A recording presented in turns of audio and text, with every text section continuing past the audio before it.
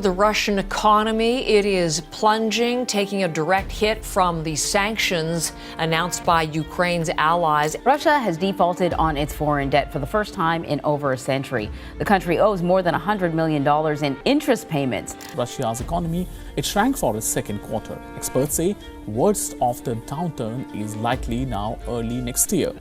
The GDP, it fell an annual 4% in third quarter. Your average Russian probably isn't noticing too much of a difference right now. That will, of course, change. Russia's catastrophic economic crisis is looming. With a weak economy, political strife between Russia and its neighboring countries, and a rocky future, it's no wonder why the world is talking about Russia. Putin's power is slowly waning as the economy collapses and may be further set back by international sanctions. From the latest news on trade tariffs to how these events affect the entire world economy, I'll provide an up-to-date look at the crisis engulfing one of the world's most important nations. Find out what is really happening in Russia, Ukraine, and beyond as tensions mount and resources dwindle. Watch until the end for shocking revelations.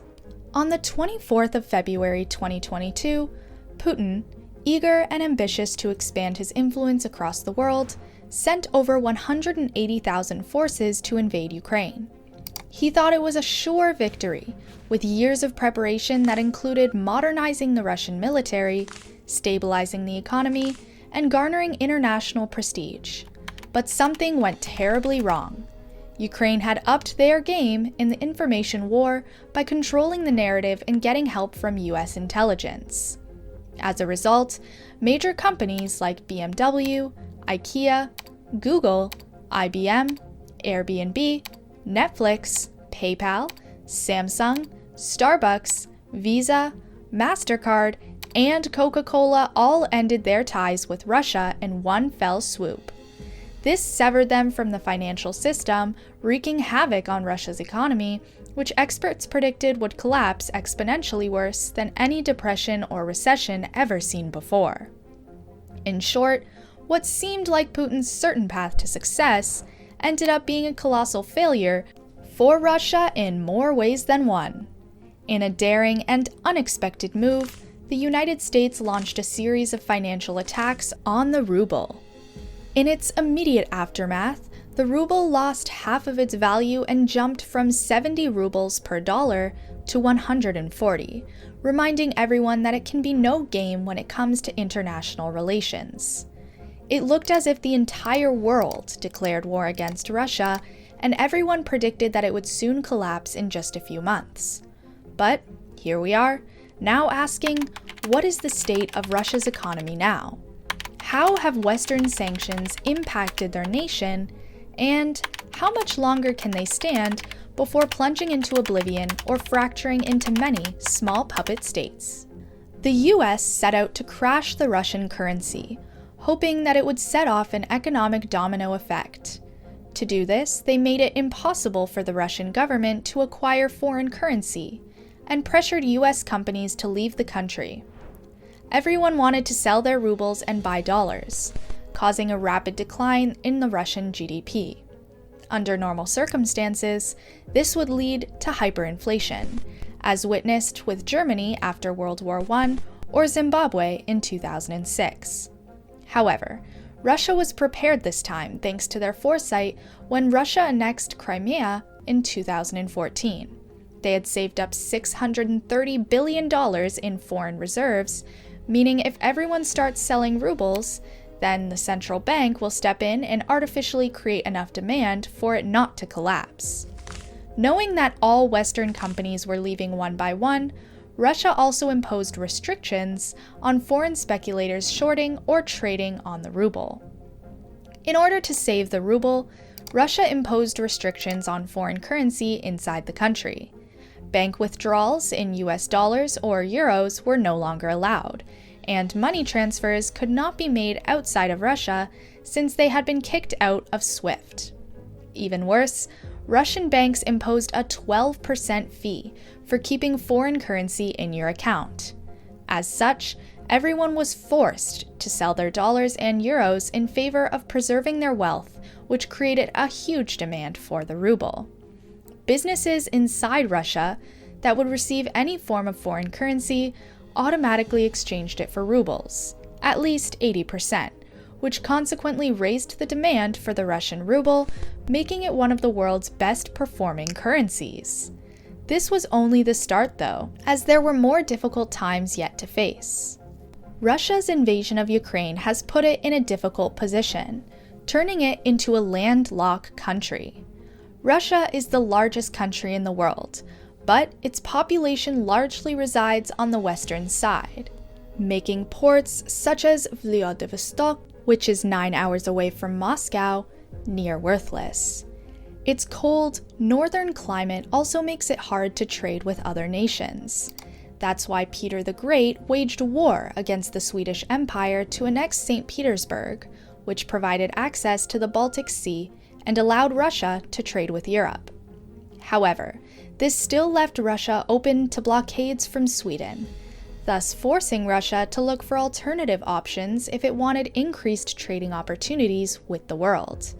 As such, it has always been important for Russia to keep a good relationship with Sweden, but never put all your eggs in one basket. With limited options, the only way for Russia to trade was by crossing the Bosphorus Strait and entering the Mediterranean Sea, which at the time was controlled by the Ottoman Empire. This resulted in constant war with Turkey, as they were desperate to gain access. Fast forward to 2022, and Turkey is now a NATO member, meaning that Sweden joining NATO would give them control over Russian ships, which would severely limit their trading capabilities and cripple its economy.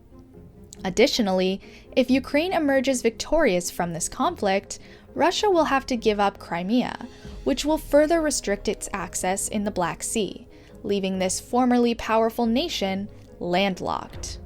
Speaking of being landlocked, make sure you keep locked into our channel by hitting that subscribe button, and liking our videos helps too. Much appreciated.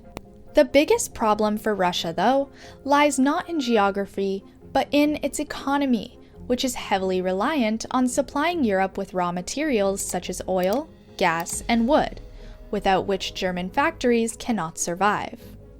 In terms of replacing these imports, China and India are no match for Europe, making it clear just how much of an impact this conflict could have on Russia's future.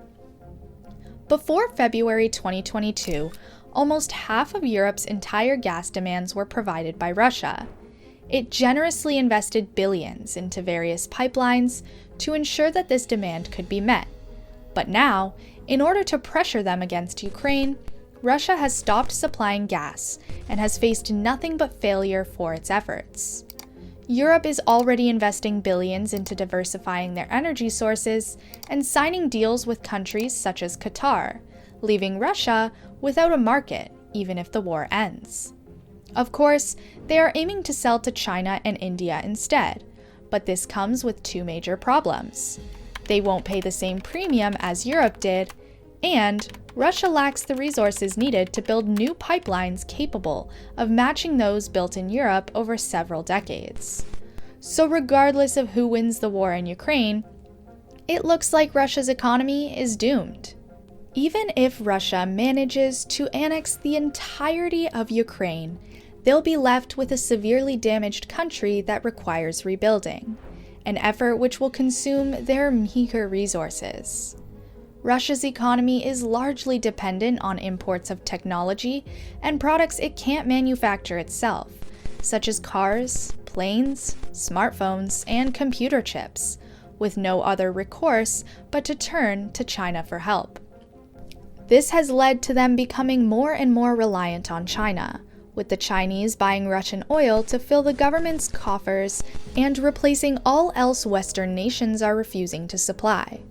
With its image as a formidable second superpower shattered by US arms superiority resulting in countries ditching Russian weapons for US ones, this war is likely to leave Russia crippled economically and may very well be the end of their ambitions at global superpower status.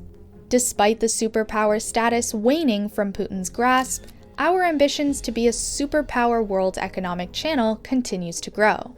So, keep tuning in to our videos.